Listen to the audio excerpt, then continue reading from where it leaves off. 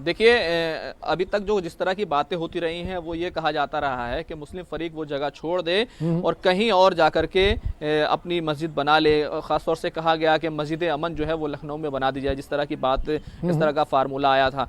लेकिन अभी निर्मोही अखाड़ा के रुख से ये साफ है कि वो थोड़ा मोड़ा लेन देन के लिए तैयार हैं।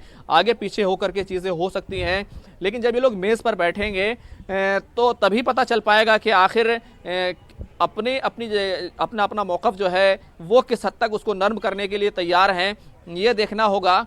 लेकिन निर्मोही अखाड़ा और कहना चाहिए कि अखिल भारतीय हिंदू महासभा जिस तरह से इस पूरे मामले का जो है वो खैर मकदम कर रहे हैं, पूरे फैसले का खैर मकदम कर रहे हैं, उनको भी इस बात का एहसास है जब बातचीत होती है तो किस तरह से होती है, और थोड़ा सा रद्दो बदल तो करना ही पड़ता है और इसी चीज़ को लेकर बातचीत होती है, वरना बातचीत करने का कोई फायदा नहीं हो सकता। बिल्कुल यही वजह बिल्कुल खुर्रम, आपको रोकना चाहूंगा, हमारे साथ कमाल फारूकी साहब जुड़े, उनसे बात करेंगे।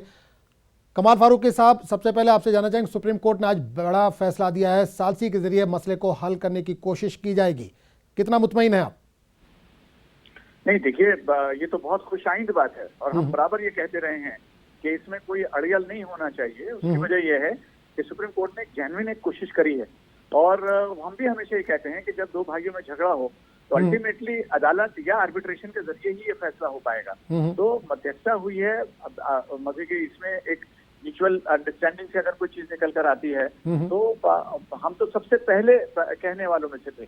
हमने तो मुस्लिम पर्सनल लॉ बोर्ड ने सबसे पहले कहा था कि हम कोई भी ऐसा फैसला, कोई भी ऐसा मीडिएशन जिसमें सब मिलकर बात हो जाए और मसले दो भाइयों के दरमियान में आपस में जो झगड़ा है वो निमट पाए, हम उसका खैर मकदम करते हैं। बिल्कुल फारूकी साहब, झगड़ा तो जमीन को लेकर ही है, 1 इंच आप छोड़ने को तैयार नहीं है, 1 इंच वो भी छोड़ने को तैयार नहीं है, तो ये सालिस का किरदार कहाँ तक काम करेगा? नहीं सर, आप बिल्कुल ये बात गलत कर रहे हैं।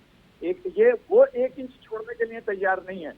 हम मस्जिद के बड़ा दिल रखते हैं, लेकिन हम मस्जिद को अपनी दे नहीं सकते किसी को।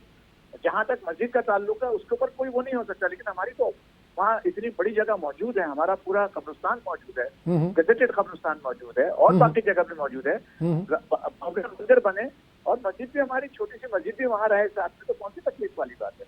लेकिन हम इस मामले के ऊपर कुछ कहना नहीं चाहेंगे कि अब ये मीडिएशन के अंदर है, तो हम ये महसूस करते हैं कि मीडिएशन का प्रोसेस जो है हमको उसको खैर मकदम करना चाहिए और उसी के साथ साथ हमको ये देखना चाहिए कि भाई कोई चीज ऐसी निकल कर आ पाए जिसमें ये इतना सालों साल का जो ये झगड़ा है ये आपस में निमट पाए। हम तो समझते हैं कि बहुत अच्छी बात है, बहुत अच्छी बात है। बिल्कुल श्री श्री रविशंकर ने भी इससे पहले कोशिश की थी, सलमान नदवी ने भी कोशिश की थी, लेकिन यही आया था कि मस्जिद कहीं और थोड़ा सा हट के बना लिया जाए, लखनऊ में आप ले लीजिए या फैजाबाद में ले लीजिए, अयोध्या में नहीं होना चाहिए। अगर इस तरह की कोई बात आती है तो क्या आप लोग मुतमईन होंगे, राजी होंगे?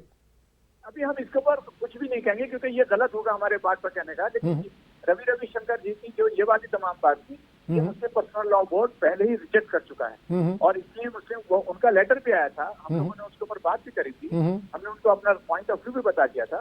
तो लेकिन हमको लगता है ऐसा ही है कि अब श्री रवि जी भी जो है वो अपनी उस बात पर कायम नहीं रहेंगे, बल्कि उनको लार्जर कॉन्टेक्स्ट में कंट्री के जजेस ने उनको बहुत बड़ी जिम्मेदारी दी है और उनके ऊपर एक मॉरल रिस्पॉन्सिबिलिटी है कि वो किसी तरह से ऐसा फैसला निकाल के लेकर आए जिससे आपस में भाइयों में तलखी भी ना हो, मंदिर भी बने, मस्जिद भी बने, इस तरह का कोई इशू निकल कर आ सकता है। जो भी हम अभी इसके ऊपर कुछ कमेंट नहीं करना चाहेंगे क्योंकि ऑनरेबल सुप्रीम कोर्ट ने इसके ऊपर कमेंट करने के लिए मना किया है। लेकिन जनरल हमारा ये है कि हम समझते हैं कि ये सुप्रीम कोर्ट की एक अच्छी कोशिश है और हमें उसको सराहना चाहिए।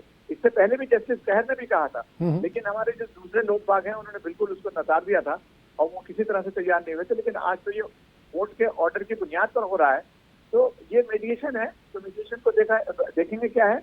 लेकिन इस मीडिएशन के ऊपर जो है बाद में बात करेंगे कि इसके अंदर क्या क्या इसके पहलू निकल कर आ सकते हैं। डिफिकल्ट काम है, ऐसा नहीं है कि बहुत आसान काम है जो पिछले तकरीबन कोई 60-70 साल से झगड़ा चल रहा है, तो ये एक दिन में नहीं निपटेगा।